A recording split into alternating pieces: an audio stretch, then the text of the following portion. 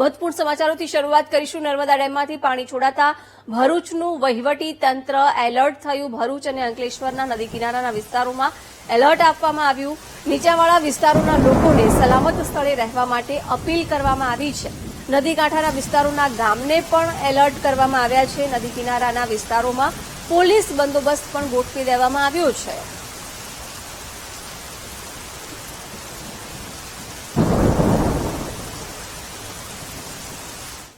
ઉપરવાસમાં પડી રહેલા ભારે વરસાદને લઈને સરદાર સરોવર ડેમની અંદર પાણીની ભારે આવક થઈ છે। તેને લઈને સરદાર સરોવર ડેમમાંથી આજ રોજ વહેલી સવારે 2 લાખ ક્યુસેક પાણી છોડવામાં આવી રહ્યું છે।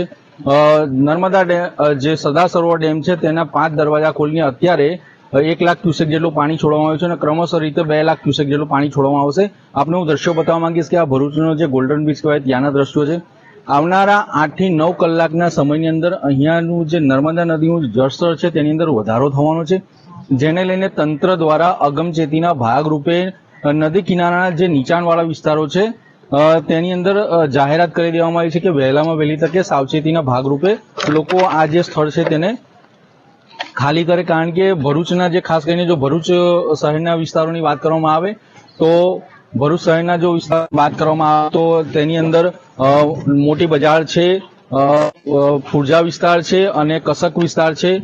અને જ્યારે અંકલેશ્વર તાલુકાના ગ્રામ્ય વિસ્તારોની વાત કરવામાં આવે તો સફરુદ્દીન, ખાલપિયા અને બોરભાઠા બેટ જેવા વિસ્તારોને જ્યાં લોકો વસવાટ કરે છે તેઓને સલામત સ્થળે ખસી જવાની સૂચનાઓ પણ આપી દેવામાં આવી છે। અને નર્મદાના નદી કિનારા ઉપર ગોલ્ડન બીચ ખાતે પોલીસ બંદોબસ્ત પણ મૂકી દેવામાં આવ્યો છે। લોકોને નદીમાં નહીં જવાની સૂચનાઓ પણ આપી દેવામાં આવી છે। યોગેશ પટેલ, વીટીવી, ભરૂચ।